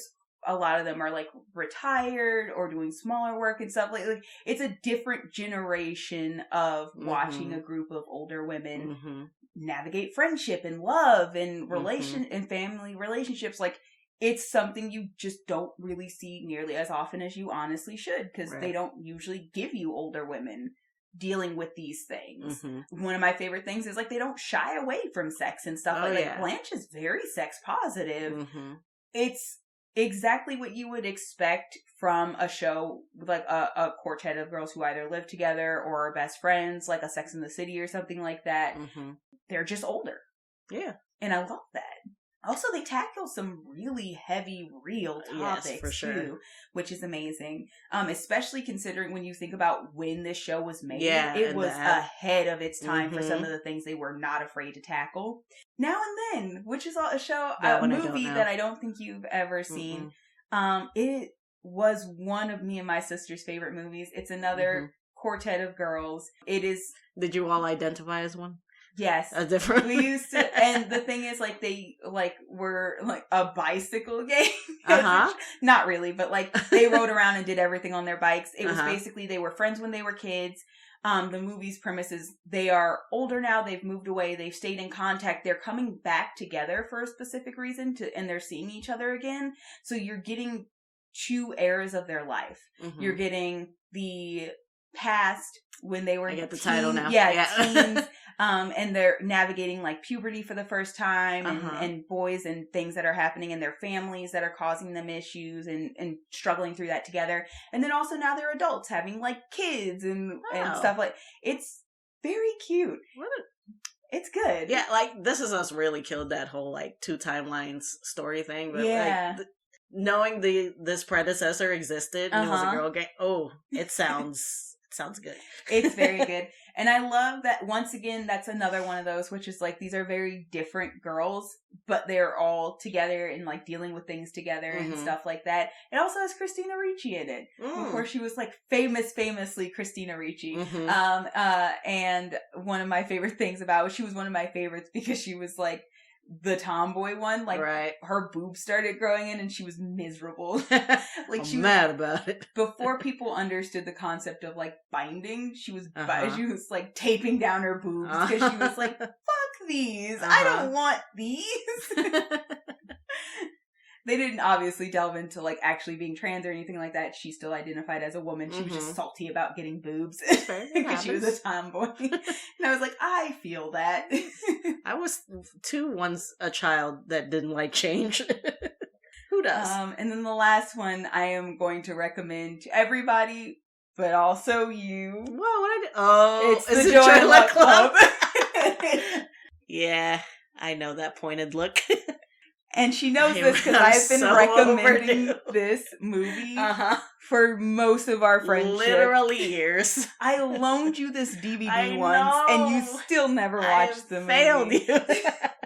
But anyway, a wonderful story. So if anybody knows the author Amy Tan, famous, I believe specifically Chinese, because I think most of the stories she's writes are that culture. Mm-hmm. Chinese American or Chinese author. She is one of the best known. She writes a lot of stories very specific to her culture, and about especially women in the culture and things like that. The Joy Luck Club, I never read the book. It's one of her most famous, but the movie was huge throughout. Like, it was a movie I caught my mom watching, and then I ended up watching, and it became one of my favorite movies.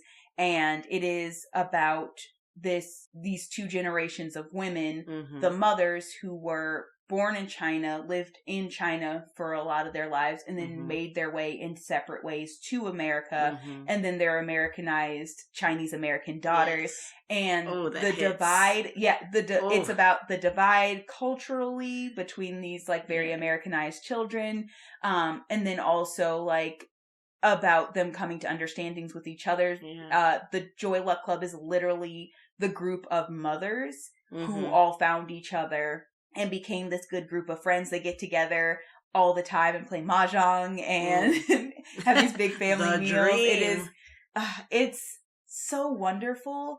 Honestly, it's a movie that, like, just be prepared. It makes me cry because of the things that these women went through before they came to America, and then also seeing that like there are also struggles that their daughters are facing, and there's this interesting conversation about things like the generational traumas that these mothers unknowingly passed on to their daughters. So like some of them are like, just like me, you accidentally became a person who would swallow other people's pain and deal with it and take it into yourself and force yourself to be the one to take on that burden.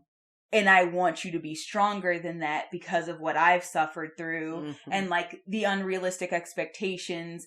One of the girls, her mom basically like forced her own path in life when she was in a situation where everybody had made every decision for her. And so she's kind of a tiger mom. So you're dealing with like that kind of structure of her being like, you have to do these things, you have to do this, you have to do that, like you should be good at this. And then like her also, because she's very Americanized, defying her mom, and then realizing like some of the things that she wanted for her, she defied her for the sake of defying her instead of actually not liking the thing, and regretting some of those decisions that she made purely for the sake of defying her mother. Like these stories are so interesting and like multifaceted, and like some of the things these women went through just like gets me every time. It's just so good. That is, out of all of these, a lot of these are just like fun and cute and interesting, but like the Joy Luck Club is like a very interesting cultural dive. It's so deep and so wonderful. It sounds like it captured the experience because it's very well. It's such a well-known lived experience with first generation, second generation, Asian American individuals. Like, it sounds like it really did that. Yes. It's probably one of the very first movies I ever seen, and this is why this is one of the ones that I TED Talk about, because it's one of the first movies I ever saw that really, really went into, and like the whole purpose was exploring not just these women's individual stories specifically, but this cultural story, especially growing up, because like this is a movie I saw when I was quite a bit younger. Like these were not stories being told in the 90s and early 2000s. Girls like us were not seeing movies that explained our cultural like experience. And so even though this wasn't my experience, I understood this on a fundamental level. Plus there's like this whole other culture of just silence. I don't know about your community, but definitely in the Asian community, like, we're not going to talk about our problems. Yes. So like a movie this old addressing these things so wholeheartedly sounds so ahead of its time and very important for anybody that could have accessed this. Yes, and more importantly, considering this is a Hollywood movie, it was handled very well. I don't know if that's because as an author, she was big enough at that point to have a lot of say in how this was handled or not, but like they managed to handle this quite well. Especially so this is based off of a book? The book is The Joy Luck Club, and then it became a movie. No, I've only seen the movie. I will be honest with you, when I thought about reading the book, I was once again a lot younger, and Amy Tan's books are thick. Quite thick. How many C's? 3 C's. Whoa. 3 C's. I was gonna say 2. No. Like, last Harry Potter book. Okay. And you were very young. And I was young and intimidated. That's valid. Yeah. I appreciate that you recognized that you were TED Talking. Yeah. And like, I saw you're like, I'm concluded. Anyway, so my point is, it's amazing. If you only watch one of the things that I have suggested and you're ready for something that intense, it's absolutely The Joy Luck Club. If you want something more lighthearted, the one thing I highly suggest on that list is Hocus Pocus. That's not a cultural thing. That's just a fun thing. Fair. I don't remember any of the lists that I bypassed, but I do remember going through some like really also integral strong female characters from my childhood, and lamenting that they weren't in girl gangs. Oh, I felt that a lot. Yeah. So I did want to bring some of those up just because we're here talking about girl power. Number 5 and 3. Yes. From Kids Next Door. Same. I was like, I would have loved, but this is not a girl gang. Nope. But solid girls. Jade from Jackie Chan Adventures. Yeah. She built a lot of like my aspirations in life as a young immigrant girl here. I don't know if you know Tekken. I don't know Tekken. Okay. There's a character that I really enjoyed, Jun Kazama, in there. Mm-hmm. She was cool. Just shout outs to Tekken. Tekken was, I don't know if you know, but I say this a lot. Tekken had my first animated boy crush. So just shout outs to Tekken for building the person who I am today. Shoot, I lost them all. Do you have any laments? I will say I hate there was not a singular girl gang in Harry Potter. So I want to shout out 3 strong females who deserve it. Hermione, Luna, Tonks. Solid female My characters. favorite book character is actually Ginny. Just because I love Ginny too. Yeah. But those 3 were like my top 3 for different aspects of myself. Oh god. I get sad knowing I can't be an anime guy or animagus or have the things that Tonks has. On top of all the other things I don't have as just big magic. Yeah. Sorry. I'm tangenting. We should go. I did also want to shout out the 2 girls who were technically not a part of a girl gang in Avatar. Toph. Absolutely Toph. Top tier above everybody else. Toph. Yes. And, I'm not super in love with Katara. Like, she kind of gets on my nerves a little bit, but you cannot deny that girl's strength. Absolutely not at all. And I think that's also the wonderful thing about, like, strong female characters. You can be like, I don't like your personality, but, like, I respect you. I respect you. I respect what you do. See, that's how well written these characters are. I'm not. If we keep going, Avatar's an investment. You should go watch it, though. Yes. If we keep going, though, I am we're gonna be here forever because I can think of so many female characters where I'm like, damn, I wish you were in a girl group. Yeah. Though. We could have just did girls. Hey, maybe next year. This comes around every year, bro. True. Or you know what? This is our podcast. Every day could be Women's Day. Every day is Women's Day. It's our podcast. Except for that one time them boys broke it. You know what? We're gonna get a lock for this door. But yeah, what's our lesson? Write more strong female characters, honestly. Write more girl gangs, honestly. Yeah. And be open to these girl gang centric media. They're so powerful. They're so good. If you know, sorry, we both just released. There was a lot of weight with when we walked in, but now we feel better. please send us any girl gangs we may have missed that you think we would really enjoy. In my research, there was this book called Paper Girls. I've heard of Paper Girls. I haven't read it. The little blurb that I read, I was like, this is interesting. What is the blurb? Because I don't actually know anything. I just have heard several people say they enjoyed it. It is just a group of girls that, throw the newspaper every day, but I think it's like sort of isekai into fantasy world, something like that. Oh, that's fun. I don't know. I read a blurb and I was like, I'm convinced. This sounds like my shit. All right, yeah, I'm about it.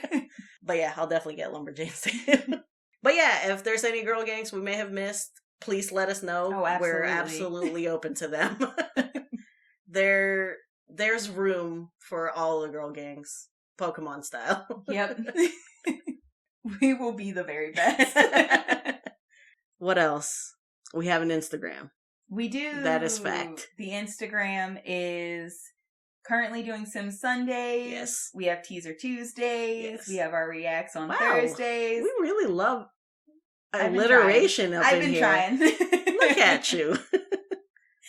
English is my favorite. I guess we'll forgive you not alliterating your intro today. Listen, I work hard. You do. I don't deny that. But yeah, so please do check out our Instagram. I truly can't remember if you said the handle. One of us should say the handle just in case. Yes, at Rogan Druid. I also paused to scan through. I was like, I said the things we do. It's not all alliteration. I do aesthetics on Fridays, so there's no A. Aesthetics Fridays. Fansthetics Fridays. Yes. We also have our YouTube where you can see full videos of the reacts with my actual response to them, as well as if you prefer to listen to your podcast on YouTube, we do also have the podcast on YouTube as well. We are dipping a toe in TikTok, so keep an eye out for that. Single toe, just the pinky. I'm not scared like I am on Twitter. I am, however, what's it called when something is so like weighty and like big that you're intimidated? Not intimidated though. I don't know, reverent? Cautious? I should take a shot every time I forget a word on this podcast. And you should take a shot every time you do a TED Talk. Yep. We're going to die. Yeah. Or at the very least, we're going to be very slurred next episode. Hey. Anyways, sort of intimidated. Just because I don't know how to TikTok well. Yeah, no, that's fair. I get that. But we're dipping toes. Yeah. Maybe we'll fingers. Figure it out. We're checking the water. We'll figure it out the same way we figure out everything. Stumble along. We have stumbled into doing a podcast for months now. And it's been holding up, so. It's been pretty okay, I think. I think people like us. We have been forgetting. Please rate and review this. We would absolutely appreciate According to others, that helps us get found. Yes, so if nothing else, because I know I also get a little intimidated at the idea of actually writing a review. Yeah. If you can just rate us, that would be wonderful. It's 3 clicks. If you're confident and passionate enough to actually leave us a review, we would love one. We are very much enjoying what we're doing. Yeah. We would love for more people to experience it if you also love what we're doing. So we would really appreciate it. Yeah. I feel like we have a very nuanced sense of humor. So we really got to like buckshot the audience so we can get those people that have our sense of humor. So we need more ears. We would love more ears. Yeah.